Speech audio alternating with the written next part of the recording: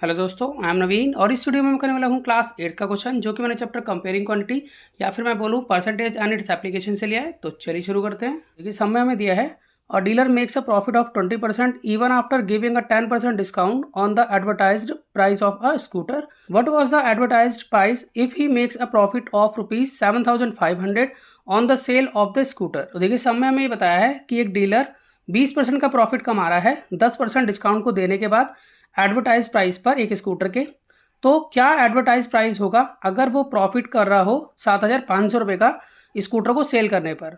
तो देखिए यहाँ पर हम ये कह सकते हैं कि ये जो एडवर्टाइज प्राइस है ये मार्क प्राइस है, इसको हम लिस्ट प्राइस भी बोल सकते हैं। तो यहाँ पर एडवर्टाइज प्राइस जो है स्कूटर का वो हमें यहाँ निकालना है, यानी कि एमपी निकालना है हमें यहाँ पर। तो पहले हम यहाँ पर एमपी का फॉर्मूला लिख लेते हैं। तो देखिए एमपी होता है यानी कि मार्क प्राइस, ये होता है सेलिंग प्राइस इंटू में 100 अपॉन में 100 माइनस डिस्काउंट परसेंट।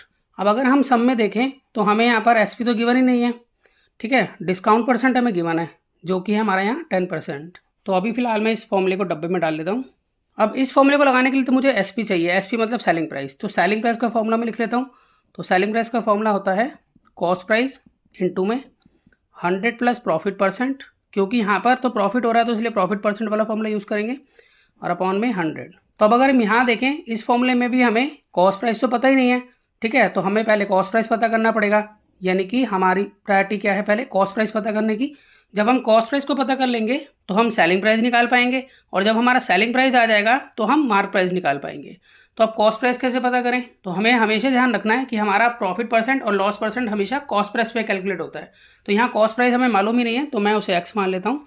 तो मैं यहाँ लिख लेता हूँ कि let cost price equal to X. अब क्योंकि मैंने बताया कि प्रॉफिट परसेंट और लॉस परसेंट कॉस्ट प्राइस पे कैलकुलेट होता है, तो इस तरह से मैं लिख सकता हूँ कि कॉस्ट प्राइस को मल्टीप्लाई करूँ अगर प्रॉफिट परसेंट से, प्रॉफिट परसेंट यानी कि प्रॉफिट अपॉन 100 से, तो मेरा यहाँ प्रॉफिट आ जाएगा।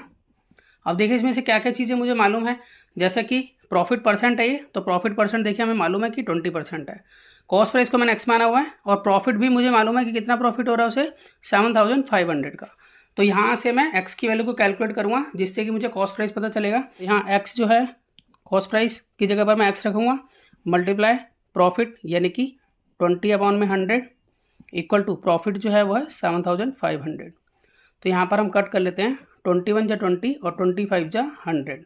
तो इस तरह से ये हो गया है x अपॉन 5 इक्वल टू 7,500। तो यहाँ हम क्रॉस मल्टीप्लाई करेंगे जिससे कि हमें कॉस्ट प्राइस पता चलेगा।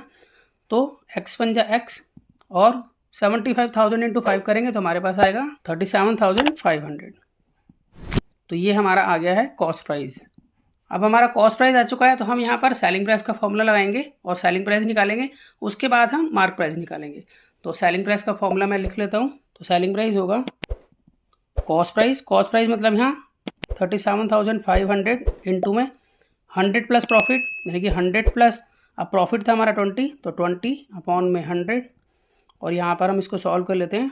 तो यह जगह 37500 इंटू में 120 अपॉन में 100। तो यहाँ एक जीरो से ये जीरो कैंसिल हो गई और इस जीरो से ये जीरो कैंसिल हो गई। तो यहाँ पर 3,750 को मल्टीप्लाई करेंगे 12 से तो हमारे पास आएगा 45,000। तो ये रुपीज़ में है, इसे रुपीज़ में लिख लेते हैं, ये भी यहाँ रुपीज़ में था।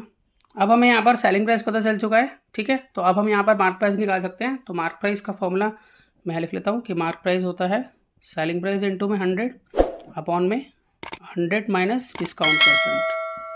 तो यहाँ पर पुट कर लेता हूँ मैं इसको। तो सेलिंग प्राइस आया है हमारे पास 45,000 इंटू में 100 अपॉन में 100 माइनस डिस्काउंट, यानी कि डिस्काउंट हमें दिया था 10%। तो यहाँ 10 लिखेंगे। अब यहाँ इसको सॉल्व कर लेते हैं। तो देखिए 4 5, अब यहाँ पर जीरो जो है वो 5 हो गई हैं, तो यहाँ 5 जीरो लगा लेते हैं, और अपॉन में है 90।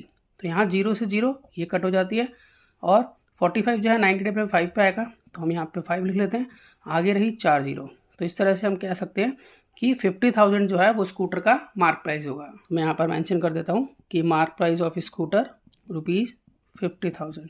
तो यही हमारा एडवर्टाइज्ड प्राइस है जो कि स्कूटर का होगा, यानी कि उसने हमें जो है मार्क प्राइस दिखाया स्कूटर का 50,000 रुपीज़, और हमें वो स्कूटर बेचा 45,000 में, उसके बाद भी उसने 7,500 का प्रॉफिट अर्न किया।